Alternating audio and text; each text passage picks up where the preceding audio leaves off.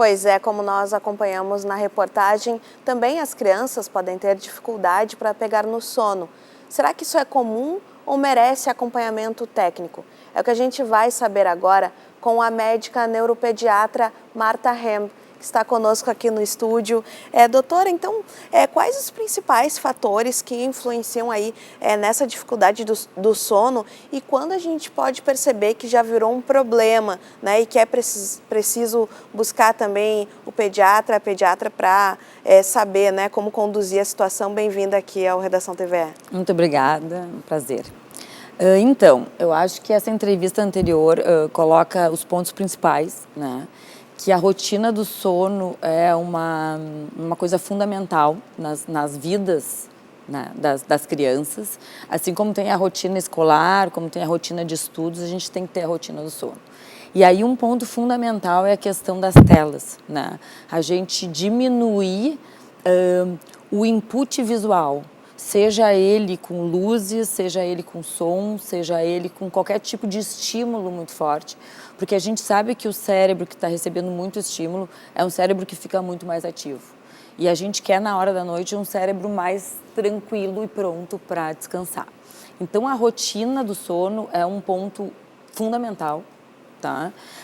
Além disso, existem algumas questões que devem ser levadas em consideração na infância, que são as que a gente chama de insônias comportamentais. A principal causa de dificuldade em dormir na infância atípica, que não é o caso das crianças atípicas, autistas, com TDAH ou etc., é uma que a gente chama de insônia comportamental, que é o quê?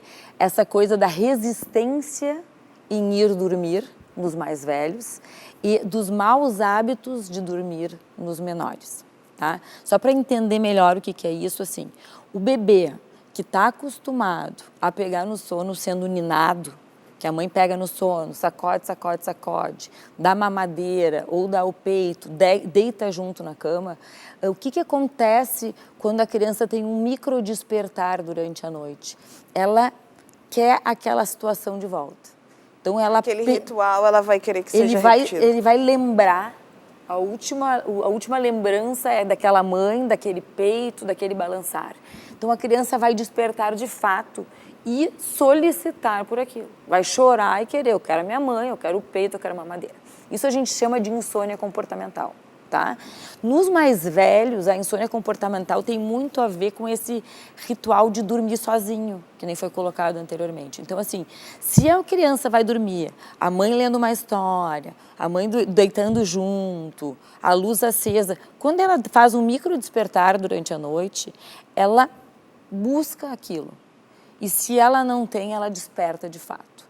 Então, a insônia comportamental é fácil de tratar, no sentido de que não há necessidade de medicação, nem de grandes mudanças, mas são hábitos que têm que ser revistos pelas famílias. Que às vezes é bem difícil também, né? Que às vezes... Alguns hábitos que a senhora mencionou são muito comuns e que as pessoas consideram bem importantes, né? Uma vez até que muitas vezes a hora do sono é a hora em que aquela mãe, né, os pais de um modo geral, estão mais presentes. Isso, exatamente. Tem muito pai, tem muita família que o pai, por exemplo, passa o dia fora e daí as famílias chegam no consultório e falam, ah, não, a gente espera, ele dorme mais tarde porque a gente espera o pai chegar para poder ver. E daí o pai chegando acaba excitando, então tem alegria, tem tela, tem a hora que a criança tinha que estar pegando no sono, ela fica mais agitada, tem um pico de agitada, e daí, obviamente, ela resiste mais para ir dormir. Né? E no bebezinho pequeno, normalmente esse ritual de afeto que a gente faz, de pega no colo, sacode, nina, ele acaba sendo ruim, né?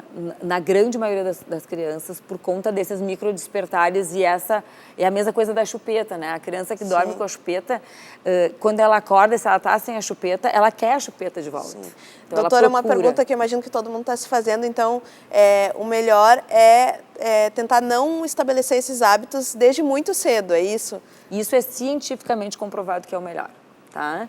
A gente tentar fazer essa rotina de carinho, de mamar, etc., antes, daí baixa o ritmo, leva para a cama e o ideal é pegar no sono sozinho, na sua cama, no seu quarto.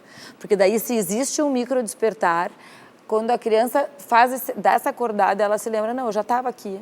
Sim. O ambiente era exatamente assim, eu estava nesse lugar, tá tudo bem. E conta essa história aí um pouquinho antes, né, doutora? Antes da criança dormir, antes de chegar na cama, conta, né? Vai mudando um pouquinho antes, dá o peito um pouquinho antes, dá a mamadeira, né? Até interessante essa coisa do amamentar para pegar no sono, porque normalmente a fralda enche.